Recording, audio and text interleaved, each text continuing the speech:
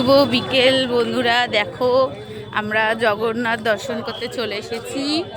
এই দেখো মন্দিরে চলে এসেছি।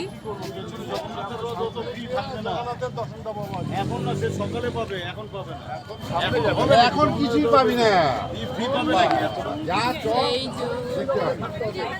এইখানে কতটা হাঁটতে হবে?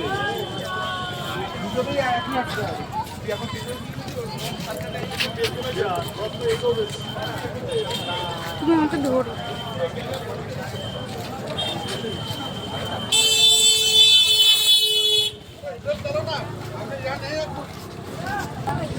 প্রচণ্ড ভিড়, আজকে রথ বেরিয়েছে তার জন্য দেখুন।